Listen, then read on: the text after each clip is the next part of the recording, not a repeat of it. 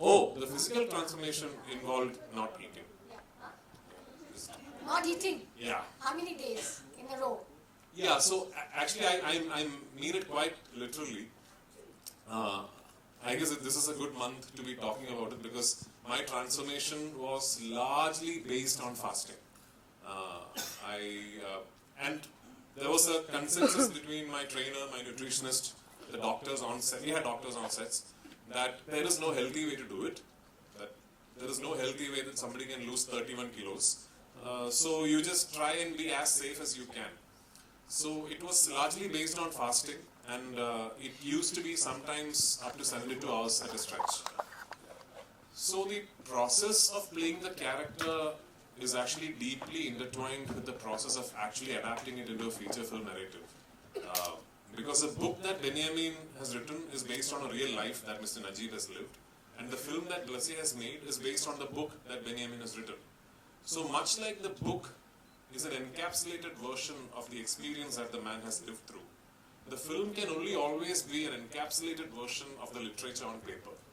Because the thing with literature on print is that you have the liberty of micro-detailing.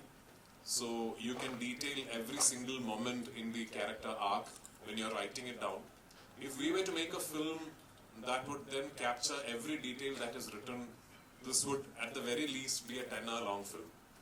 So I think at the very beginning, 𝐵𝐵𝐶 told me what I'm trying to do is not recreate the book, but what I'm trying to do is try and make the audience feel what I imagine Najib must have felt.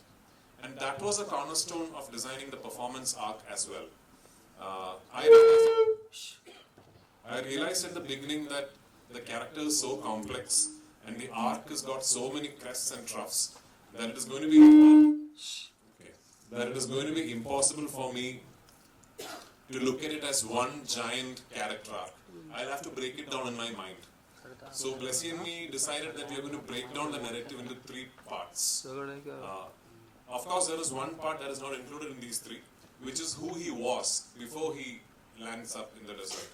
What he was back in Kerala, what he used to do, his family, what did he leave behind before he gets trapped in the desert. So that is one part of his life that will come to you in little pieces, segments of flashbacks in the first half of the film.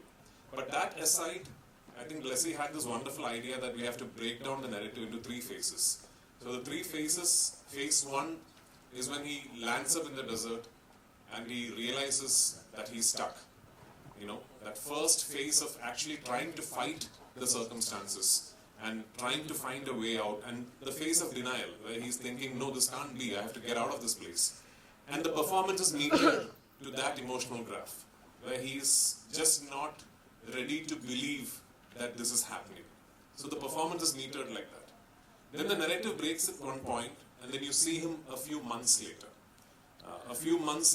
Where he's slightly thinner, his hair is grown, his beard is grown, and he's angry. He's angry because that's a phase where he's questioning everything about his predicament. The biggest question in his mind is, why me?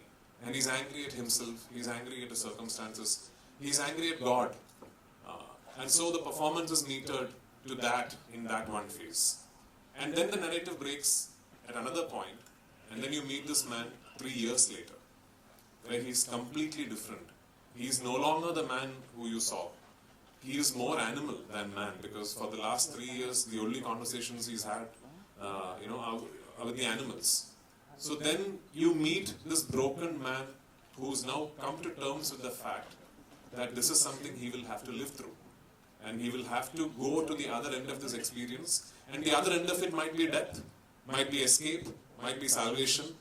But he's almost come to terms with a spiritual realization that this is something that he's meant to live through. So then the performance is metered to that.